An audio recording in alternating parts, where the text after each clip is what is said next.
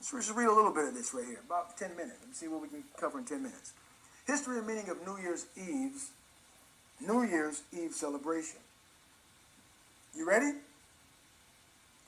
Although the concept of turning over the year in the solar or lunar cycle is as ancient as man's acknowledgement or human acknowledgement, there has been great disparity about exactly when the official turn of the year happens. The earliest recorded celebration of the New Year was in what? Mesopotamia in about 2000 BCE, before Common Era, they say. At that time, the New Year was celebrated around the date of the vernal equinox. Many cultures follow the cycles of nature as their temporal system.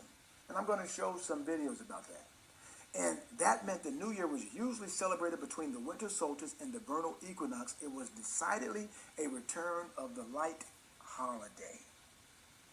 Okay, it says. Later, the imposition of man-made calendar, the man-made calendar, assigned the New Year to March 1st in Rome. Okay? Because Rome used to only have 10 months. Now, there you see a picture of Janus. Okay, he's the two-faced God, looking back into, he looks from the past to the future, they say. And he was a gatekeeper. Okay? Remember, the Most High put other rulers over all the other nations, but Israel was the Most High's people. And Israel was supposed to be the example to all the other people in the world, that they would be the light, that people would be drawn to Israel to follow after the one true living God. But what did Israel do? Israel took on the customs and the traditions and wanted to inquire to the Most High power like the other people entreated their gods. And by doing so, provoked the Most High, and those traditions, those customs, those superstitions did what? Became a snare to Israel and caused Israel to fall. That's why the Most High said, get the folly out of Israel. We are to eschew evil. The fear of the Most High is to hate evil. The New Year's celebration, hey, this might be a spoiler alert, it's evil. Now, in fact, the months of January and February did not come into existence until 700 BCE, when Numa Pontilius named and instituted them, before the revision of the calendar by Julius Caesar. Roman officials noted this date with the installment of 2 counsels into the highest offices in the land, and homage to Janus. We're going to see about this Janus, the two-faced god of transitions and thresholds. After Julius Caesar revised the calendar in Rome in 46 BCE and was subsequently assassinated, Roman officials in 42 BCE chose to identify him on January 1st and paid him what? Annual reverence thereafter. Now, I know what people say, well, I'm not doing this. This is our family tradition. Every New Year, we go in here, and this is our time. This is our family tradition. Well, that was what they intended to do. This is what Satan intended to do. Now, it says, I'm going to read this next paragraph. I said 10 minutes, so keep them. I read for like 2 minutes now, so I think we'll go to 3:38 in reading. Excuse me. Salakia. It says here, in 567, the Roman Catholic Council of Tours dismantled the celebration of New Year's on January 1st, citing it as a pagan holiday.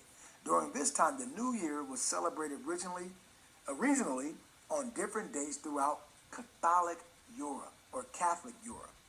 December 25th, March 1st, March 25th, the Feast of Annunciation.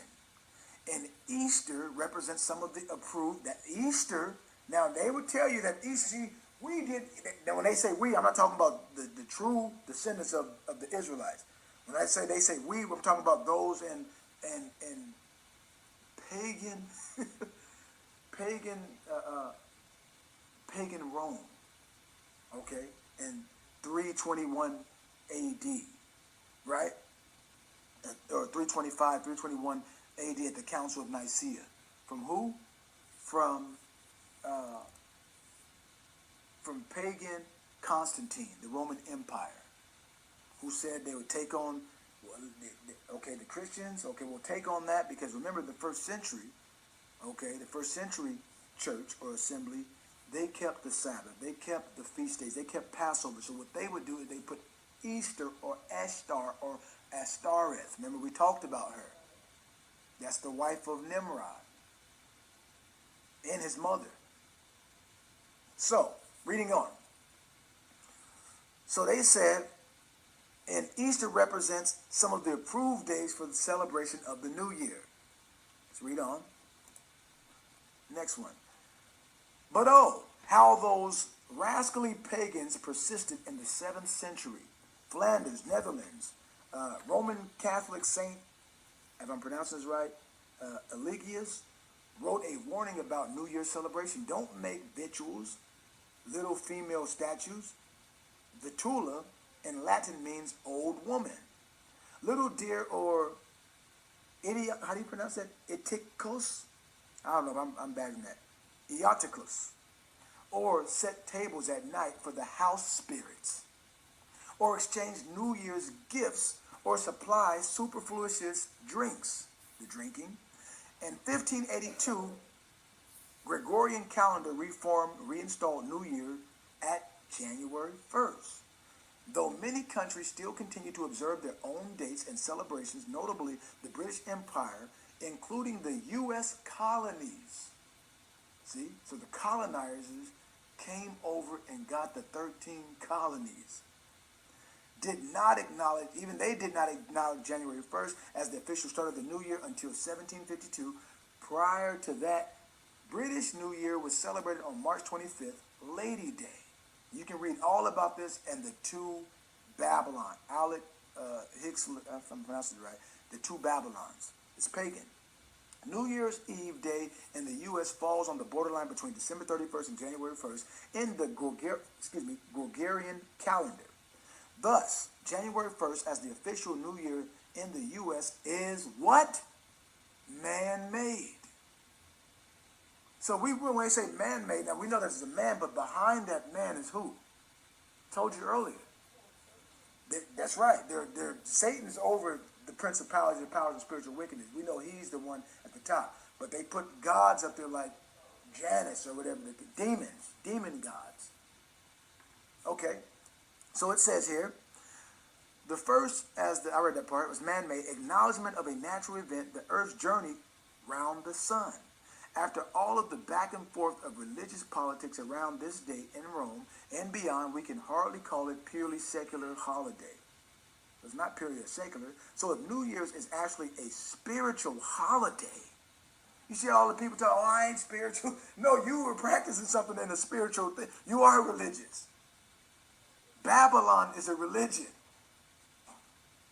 See? So you want to partake and get all the kooks and the gifts and, you know what I mean, the caveats of it, but want to detach yourself from the gods of it. You're sadly mistaken. The Most High, and listen, those demons, you allow them a gate, or you going through that gate to allow them to enter into you. So, reading on. Man, isn't it something? So, if New Year's is actually a spiritual holiday, and specifically a pagan one, there must be vestiges of rituals and meaning in its celebration, right? Now I'm looking to see, it's a 3 minute, I want to watch this whole thing right here. I wanted to see if there's an echo. There are many New Year's traditions that would be familiar to most people. Making New Year's resolutions, staying up until midnight, and the New Year's countdown a great many of us do. As with anything, there is a long history behind all of this. The first recorded New Year celebrations occurred around 2000 BCE in ancient Babylon. They celebrated around the time of the vernal equinox in late March, with an 11-day religious festival called Akitu. Akitu also celebrated the sky god, Marduk's, victory over the sea goddess Tiamat. Many other cultures also began celebrating the new year. The ancient Egyptians celebrated around every annual flooding of the Nile, while Chinese New Year began being celebrated around 3,000 years ago.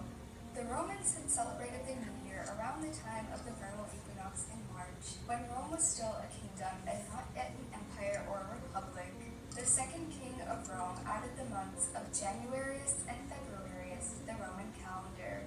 Eventually, their calendar no longer worked, as it only had 304 days and 10 months, and was no longer in sync with the sun. Fair Hundreds use. of years later, Julius Caesar helped to create the Julian calendar and made January the 1st day of the year. From then on, the Romans celebrated the new year on January 1st. The Romans celebrated by giving offerings to the god Janus, for whom the month January was named. But they would always work for at least a part of their day. In medieval Europe, though, the celebration of the new year began to be seen as unchristian-like, and it was cast aside in favor of more Christian holidays such as Christmas, which also had pagan roots. For a while, there were no celebrations on the day of January 1st. Eventually, Pope Gregory the 13th created the Gregorian.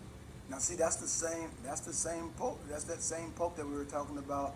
As they're saying right here, he did the same thing with Christmas, and they were evil. All right, so it went from one evil to another evil to cloak as they were being good, but they were really evil. They were sold out to the devil.